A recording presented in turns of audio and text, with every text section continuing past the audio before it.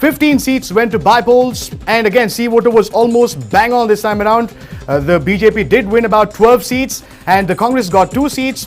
The one was with the independent candidate who is in fact supported by the JDS. In fact, if we were to take a look at the numbers as to how they really panned out today and which party really got how much, this is what the numbers really look like. BJP with 12 seats, Congress with 2, and others have 1, which is Sharad Bachegowda supported by the JDS. So JDS has not been able to open its account. That's the big takeaway from the graphics that we can see right here. And the BJP really sitting very pretty at 12. They've with the 12 seats that they've garnered at this point in time, they've really taken their seat share in the Karnataka Assembly well beyond the magic number, which we will show you in a bit. But again, with those 12 seats, the BJP has really rested its case, and it is but anybody's guess as to what is going to happen going forward. Now again, the magic number has been talked about, and the numbers have also been told to you as to how around 6 to 7 seats, at least about 6 seats were really required for the BJP, and they did just that. Now again, CVoter, if we were to compare the numbers with the CVoter exit polls and the way the numbers really panned out in the 2019 bypolls, as you can see, they're almost bang on. The BJP, in fact, the CVoter was a little, let's just say, conservative when they really gave out their numbers. They said anywhere between 9 and 12 is what the BJP would win. But again, the BJP came out triumphant with 12 seats, the maximum that the CVoter in fact gave them. That about Congress, 3 to 6, they in fact fell short of that very prediction that the CVoter made. They are just down with 2 seats at this point in time. JDS, it was almost said as if the JDS would not be able to win any numbers, and that's what it really stood like. CVoter said that they would be winning anywhere between 0 and 2, and unfortunately for the JDS, they have not been able to open their account, and that really takes away the Kingmaker tag as well from the JDS. All along, we've been hearing as to how the JDS will be the game changer depending upon how many votes they get, depending upon how many seats they win, which way will the JDS really go. But now, with 0 seats, they really do not have much of a say. BJP would not really look at them, and the Congress, of course, has already parted ways from the JDS. So it's a long shot for the JDS to really come back and get back their title as the kingmaker when it comes to Karnataka politics. This is how the numbers really stand at this point in time. Let's take a look as to who really won and who really lost at this point in time. Again, a lot of interesting graphics that we have thrown up for you, that we have really on air for you. Let's take a look. Let's take a look as to who has really won from the BJP and who has really won from the Congress, and what it really looks like at this point in time. Shivaji Nagar, again, a lot has been said about this very constituency, and again, all of us thought that BJP may as well come out triumphant in this very constituency, given the fact that a Congress corporator also at the fag end of the campaigning in fact offered his support for the BJP, and everybody thought that things would really change with that equation really coming into play. But again, unfortunate for the BJP, this is one of those only seats where the BJP has not been able to open their account, and Shivaji Nagar, M. Sarvana has lost. Again, the fact that the BJP fielded someone like M. Sarvana, who has a say when it comes to the Tamil community, has not really played out quite well. Rizwan Arshad of the Congress has really taken it home from the Congress, and that's what things look like in Shivaji Nagar. Again, one of the only constituencies where the Congress has really won and the BJP has lost at this point in time. Let's take a look as to what the next constituency that we have for you. Yeshwanthpur, again, one of the other Bengaluru constituencies. First up, we have the 4 Bengaluru constituencies, and the second of them is Yeshwanthpur, right on your screens. It was S.T. Somashekhar's game all through the way. He won with a comfortable margin at this point in time. And again, T.N. Javarai Goda of the JDS has lost. The Congress was not really anywhere in the running. So this is what the Yeshwanthpur seat looks like at this point in time, with S.T. Somashekar really seating the first spot, and the JDS's T.N. Javarai Gowda occupying the second spot when it comes to Yeshwanthpur. Let's now take a look as to how things span out in Mahalakshmi Layout. That's the next constituency that we have for you. K. Gopalaya of the BJP has really taken it home from this very constituency. Again, one of the 4 Bengaluru constituencies. And in a sense, if we were to talk about the big picture, the BJP has somewhere down the line kept its hold on the Bengaluru fortress. The 4 constituencies, out of the 4 constituencies, only 3 of them have, in fact, 3 of them have gone the BJP's way, and only 1 of them has not. One of them happens to be Mahalakshmi Layout, where you have K. Gopalaya really taking it home for the BJP. On the other hand, M. Shivraj, a lot has been spoken about his candidature and his contesting from a Congress ticket in Mahalakshmi Layout on the losing side this time around. So it's the BJP flag that is really flying high when it comes to Mahalakshmi Layout. Let's take a look as to what things look like in Puram. Bharati Basavaraj has done it again from the BJP. He has won from Puram, and the loser, unfortunate for the Congress, M. Narayanaswamy. Again, this was a no-hold-bars contest. Again, Bharati Basavaraj was someone who was very close to Siddaramaiah. He has been a loyalist while he was in the Congress, but again, he jumped allegiance and joined the BJP, and things seem to be working out for Bharati Basavaraj. Not too much for Congress's M. Narayanaswamy. Let's take a look as to how things pan out in Peta now.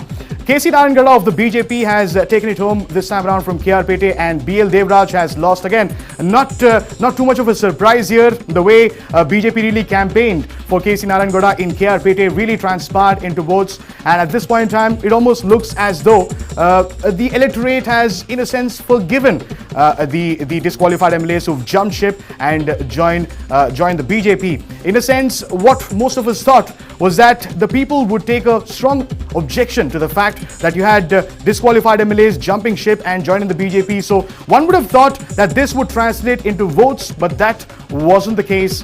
When it comes to Peta, KC Narayangada has won it this time, and BL Devraj is on the losing side. Let's now take a look as to how matters pan out in Hoskote. Again, a very important constituency given the fact that you have one of the richest candidates, in fact, the richest candidate in the country, really contesting from Hoskote, MTB Nagaraj. What can be said about this man right here? At one point in time, he was the one who said that if one were to leer through his heart, then Siddaramaiah would be everywhere. That's the kind of loyalty that MTB Nagaraj has really shown in the past, and despite all of that, he's on the losing side at this point in time. Now again, one thing that needs to be observed is that Hoskote did throw up very interesting numbers when it comes to the voter turnout. There were quite a few voters who came out and cast their votes, and in a sense, given the fact that MTB Nagaraj has lost, it only goes on to indicate that the people have really taken it upon themselves to go out and send a message that they are unhappy about the fact that MTB Nagaraj has jumped ship and joined the BJP. That about Hoskote has been undergoing quite a few problems. A lot of aid that was required was not given to them at the required time, at the appropriate time. And again, the residents of Hoskote are in a sense disappointed with the way MTB Nagaraj functioned. It is also being said that the people in a sense feel that it is only because of selfish motive, only because of his personal gains, that he jumped ship and joined the BJP. That's the story of MTB Nagaraj in Hoskote. He has lost, MTB Nagaraj, one of the only other seats where BJP has lost. And Sharad Bachegowda, independent. Again, what can be said about this man right here? He's been supported by the JDS, and he really took it home for the independents. Again, that is the only form of solace for the JDS at this point in time, is that they supported one candidate, one independent candidate, and that candidate has come out triumphant. That's the only bit of good news for the JDS. And again, a lot of us thought that Sharad Bachegowda may not be able to make the kind of inroads that have been made earlier in Hoskote, but all of that changed today with MTB Nagaraj ending up on the losing side. Sharad Bachegowda is the clear winner at this point in time.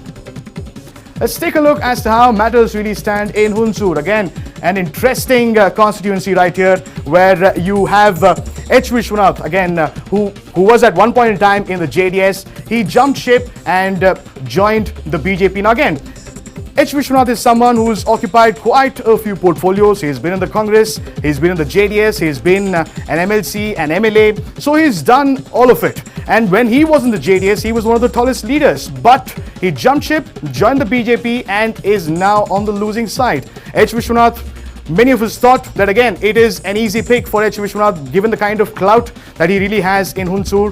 But again, what can be said about Manjunath? He has really taken it home for the Congress at this point in time. That's what matters look like in Hunsur. H. Vishwanath is a clear winner. H. Vishwanath is a loser, again representing the BJP, and you have Manjunath from the Congress on the winning side at this point in time. Let's now take a look as to how matters stand in Hirekerur. Who's won and who's lost?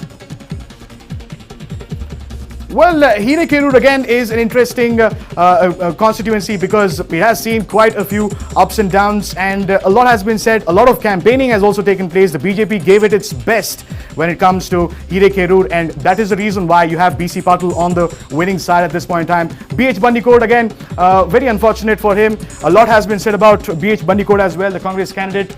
A lot of betting was also done on BH Bandikot looking back, but he ends up on the losing side at this point in time.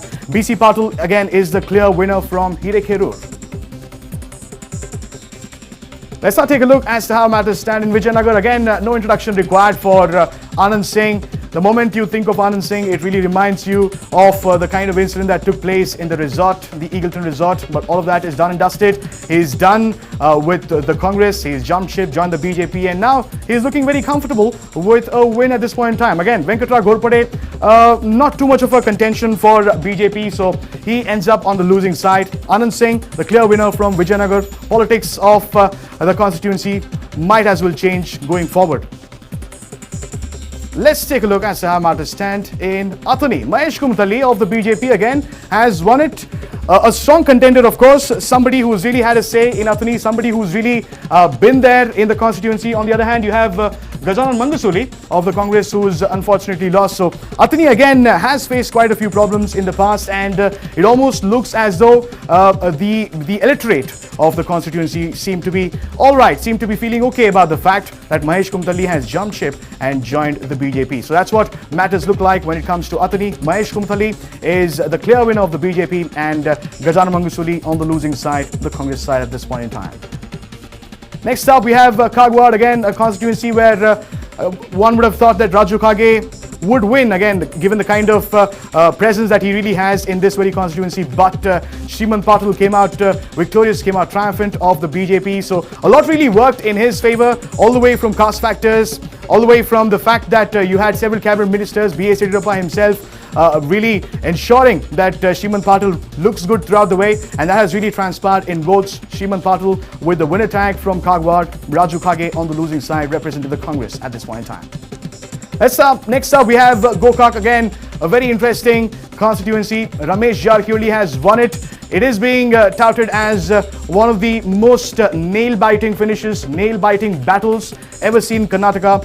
Who thought that the Jarkiolis would split in this manner and go this way? So Ramesh Jarkioli, not too much of an introduction required here. He's someone who's been the architect, if I were to say, of the coalition demolition. He was someone who really called the shots. He ensured that along with him, a few other disgruntled leaders also go along with him and rebel against the Congress party. Time and again, you have Ramesh Jarkioli spewing venom against the coalition government, especially back then when he decided that he was not going to be a part of the Congress. So ultimately, he shifted his allegiance, joined the BJP, and things seem to have worked out for him. Now, in this battle really between the Jarkiolis, the brothers have, in a sense, split. Lakhan Jarkioli, despite the support he had from his elder brother Satish Jarkioli, could not really transpire that into votes. On the other hand, Ramesh Jarkioli, he was supported by Balachandra Jarkioli, and that seems to have really turned out to be to his advantage, where you have Ramesh Jarkioli winning from the Gokak seat. So again, BJP, he's sporting a different color, but would that really change anything? Again, one more interesting note is, at least when it comes to this case, it almost looks as though the electorate of Gokak have gone ahead and voted for the candidate and not the party. Next up, we have Yellapur, again a constituency that has seen quite a bit of flood-like situation, a lot of trouble for the people across the constituency, and a lot has been said about Shivram Hebbar, who in fact jumped ship and joined the BJP. Yes, he's won from this constituency, but time and again we've had the electorate, the residents, the voters of Yellapur come out and say that not much has been done for the constituency, especially when it was raining cats and dogs pretty much. The roads were blocked, there was a lot of debris in the area, but Shivram Hebbar did not really come out and do much about it. But in the end, look who's won. Shivram Hebbar has done it again. Now, yes, there is a popular sentiment in Yellapur as well that Shivram Hebbar has really done a lot for the constituency when it comes to the resources, when it comes to the government facilities, when it comes to the establishments. He's initiated all of that, and that seems to have transpired into votes. And you have Shivram Hebbar winning, Bhimana Nayak of the Congress on the losing side. Next up, we have Ranebennur. Arun Kumar Pujar has again won it from BJP, and Congress's KB Koliwad has lost this time around. Again, a turncoat. Arun Kumar Pujar has gone ahead and won for the BJP another seat in the Saffron Party's kitty at this point in time. That's how things look like in Ranebennur. A clear victory for the BJP and Congress on the losing side, KB Koliwad. Chikballapur, again, a very interesting constituency given the fact that you had several film stars. Dr. K. Sudhakar happened to be someone who had a lot of star support. He even roped in actors from the Tollywood industry, from the Telugu film industry. You had Brahmanandan really come out and campaign quite severely, quite vociferously for Dr. K. Sudhakar. He in fact called Dr. K. Sudhakar a good friend. That apart, you've had several film stars. The film fraternity in fact descended upon Chikballapur. They went on a door-to-door campaign, and all of that seems to have struck the chord with the electorate. M. Anjanappa on the losing side represented the Congress.